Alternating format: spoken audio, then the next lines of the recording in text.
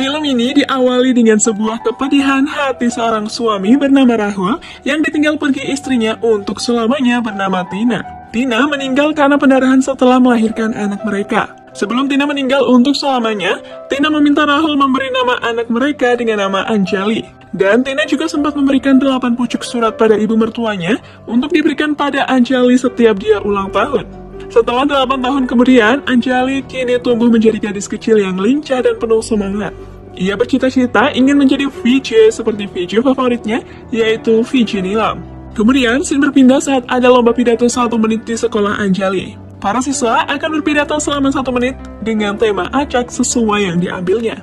Tapi begitu Anjali mengambil tema, dia hanya terdiam dan hanya mengucapkan kata mama. Anjali tak bisa berkata apapun dan hanya menangis mengingat dia dari kecil tak pernah punya ibu.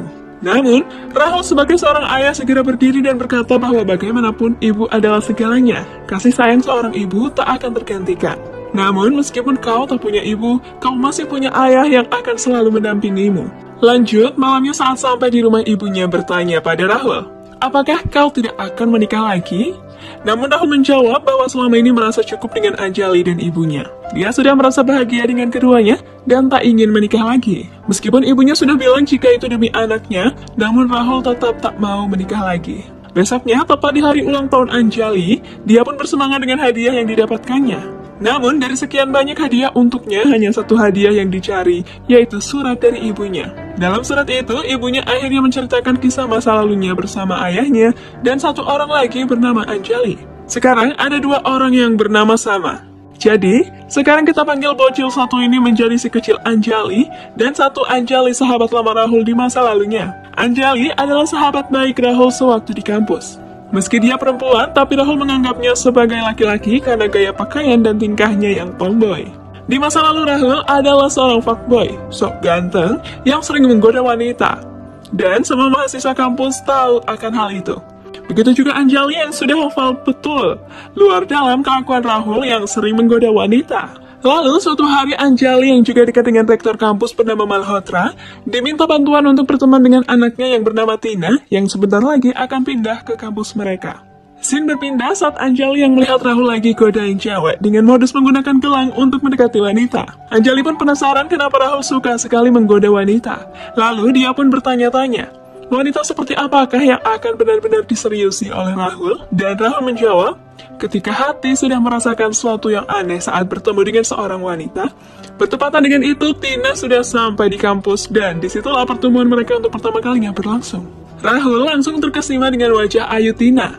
Rahul lalu langsung mengeluarkan jurus spek-spek iblisnya pada Tina dan tak mendengar Anjali berbicara. Namun kesan pertama Tina terhadap Rahul begitu buruk karena Rahul dengan seenaknya menjelekkan sang rektor yang ternyata Mr. Malhotra adalah ayah Tina. तुम्हारा first day आज कॉलेज में?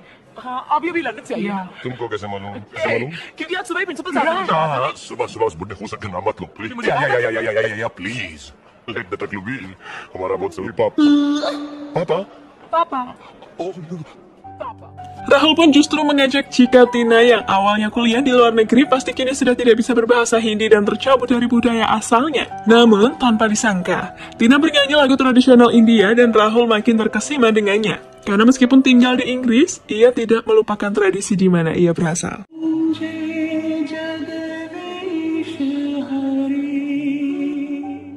Scene berpindah saat seorang dosen yang centil bernama Bergenza mengajarkan pelajaran baru yaitu tentang kisah cinta Romeo dan Juliet. Lalu ibu Bergenza tersebut bertanya tentang apa itu cinta pada muridnya.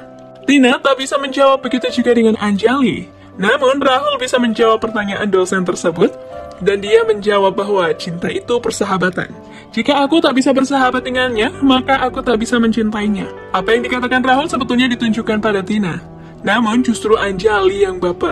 Karena dia merasa kalau dia sudah bersahabat cukup lama dengan Rahul.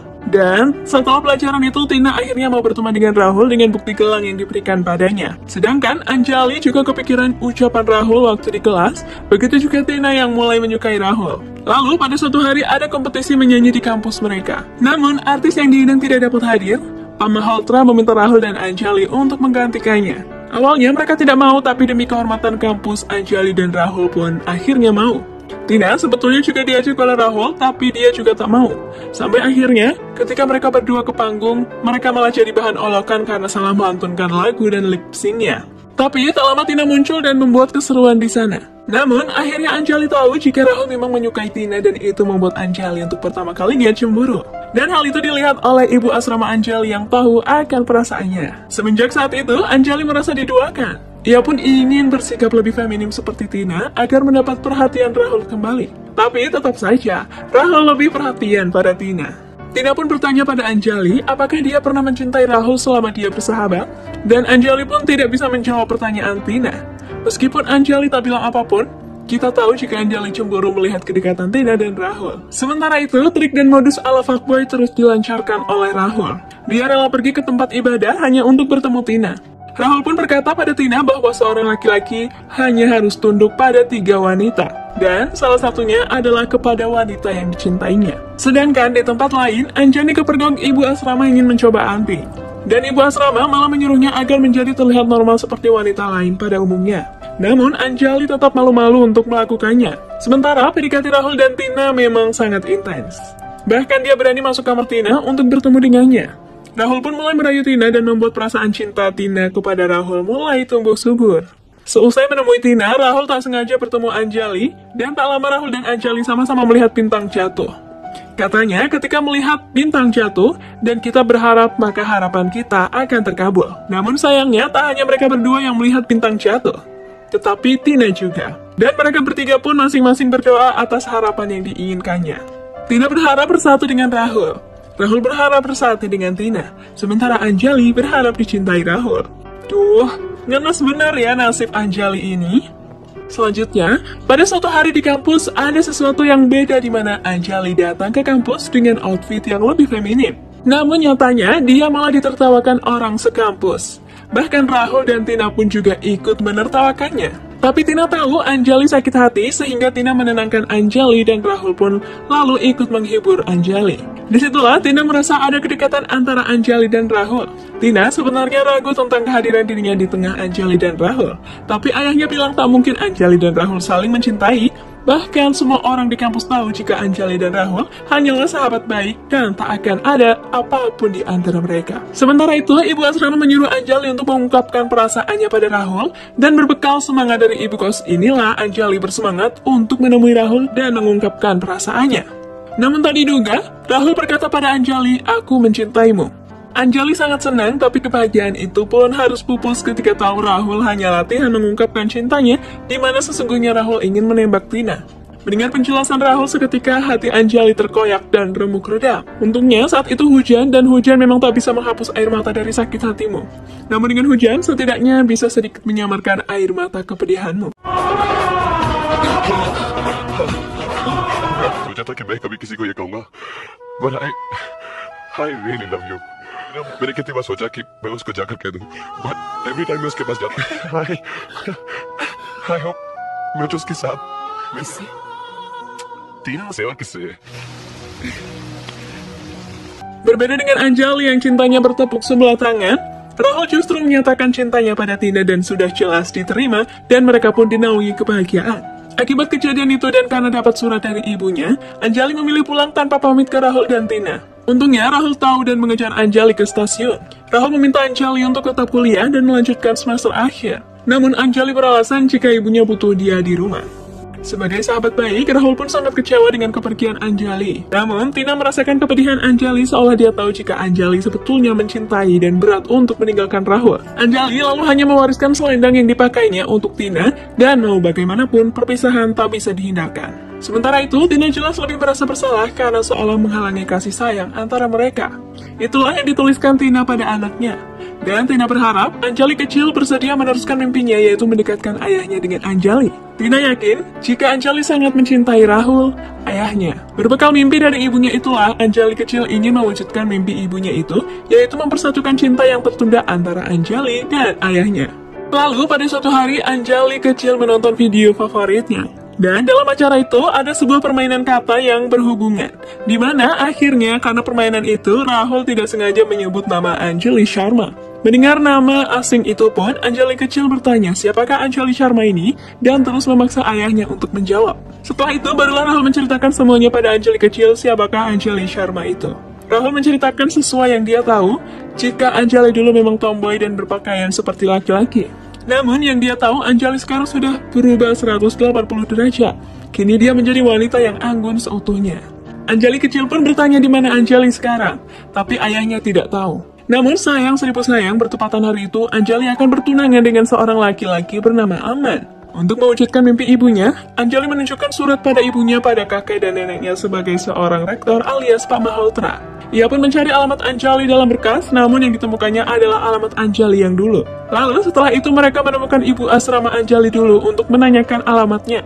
Ibu asrama sebetulnya akan merahasiakan alamat Anjali pada siapapun, tapi karena kasihan dengan Anjali kecil, ibu asrama pun bilang jika Anjali sekarang sudah bertunangan dan pernikahannya akan diadakan seminggu setelahnya. Namun berkat doa Anjali kecil, tanggal pernikahan Anjali dan Ahmad diundur sampai beberapa bulan ke depan, karena tak menemukan tanggal pernikahan yang pas. Ibu asrama yang dikabari jika pernikahan mereka diundur pun seperti menyadari jika semuanya memang takdir Tuhan. Sementara itu, Anjali ditanya oleh ibunya, apakah benar dia bahagia?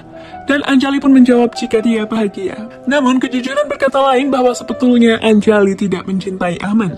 Singkat cerita, Anjali kecil menelpon Anjali, tapi dia tidak berkata apapun. Dan di waktu yang bersamaan, Aman yang berniat menggoda Anjali saat menelpon itu justru membocorkan informasi kalau setiap tahunnya Anjali pasti ikut ke perkemahan musim panas untuk mengajari anak-anak, sedangkan Aman akan ke Bombay. Mendengar informasi itu, Anjali kecil langsung meminta izin ayahnya untuk ikut perkemahan musim panas ditemani neneknya. Namun, ayahnya tak mengizinkannya dengan alasan apapun.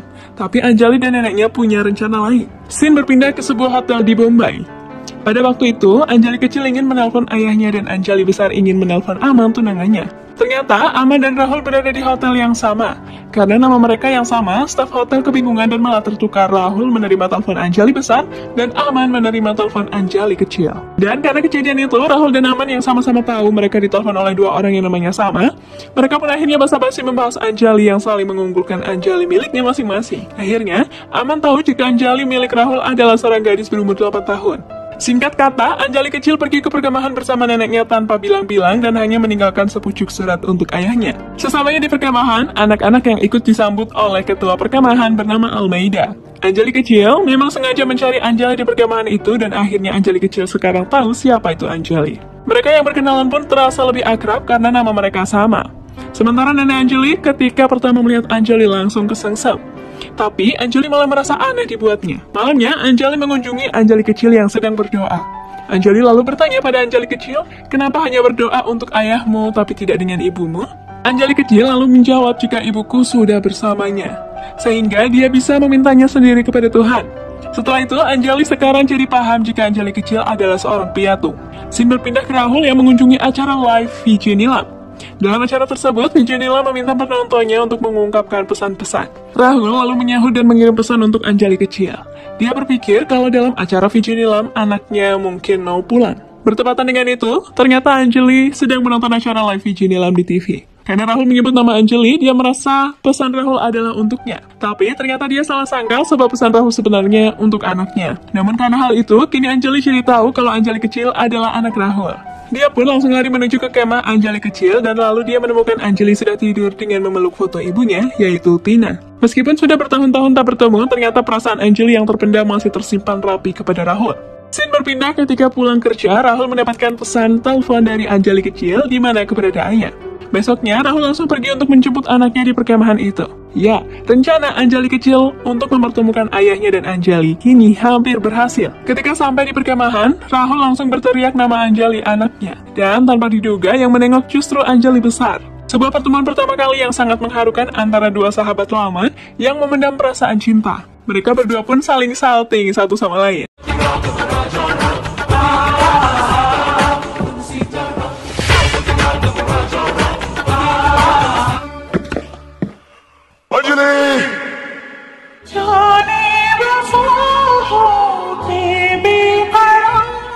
Sebagai sahabat lama yang tidak pernah bertemu, mereka pun mulai bernostalgia dan menanyakan kabar masing-masing. Rahul pun masih sempat speak dengan berkata Anjali kini berubah drastis dengan Anjali yang dulu yang ia kenal. Tak lama ada bintang jatuh.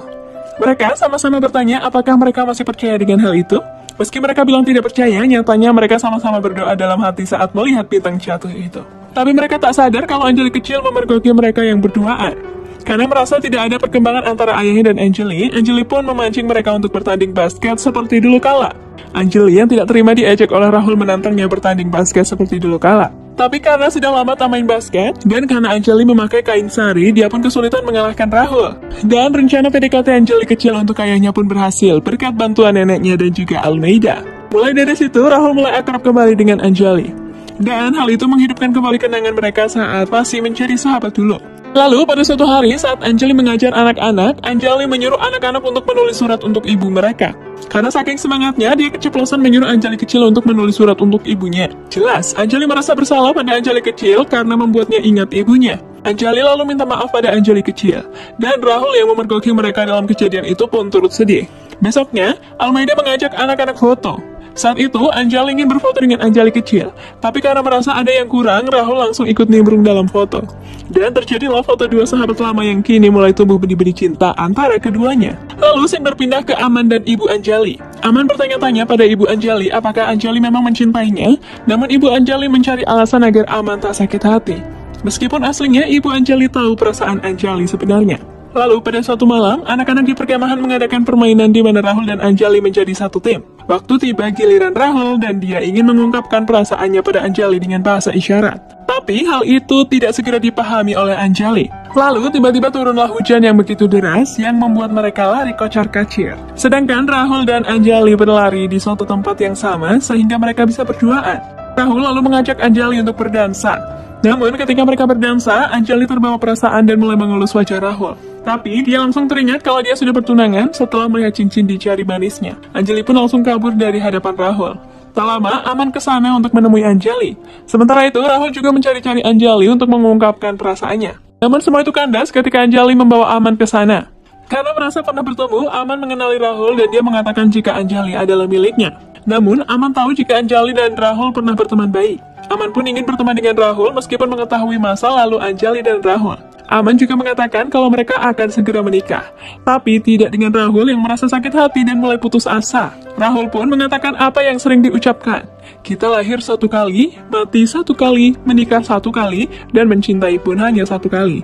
Itulah prinsip yang selalu dipegang oleh Rahul. Sementara itu, besoknya Ibu Rahul meminta Anjali untuk mengungkapkan perasaannya pada Rahul. Karena dia tahu jika Anjali sebenarnya juga mencintai Rahul. Namun jelas, Anjali tak mau meskipun dengan keraguan-raguan.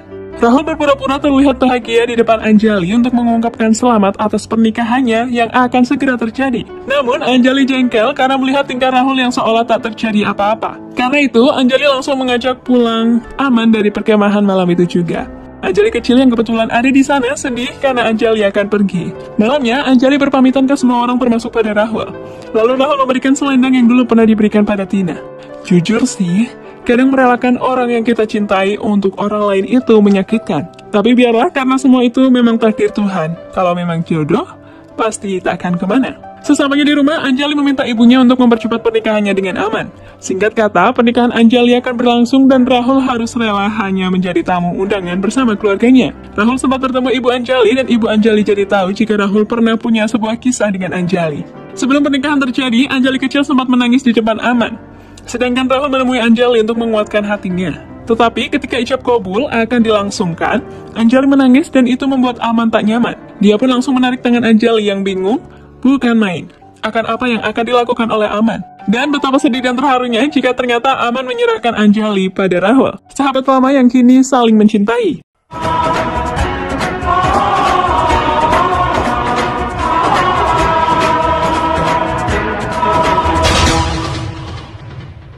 Rahul itu mana pernah प्यार है? Akhirnya Rahul dan Anjali bersatu dalam ikatan pernikahan yang penuh drama dan film pun berakhir.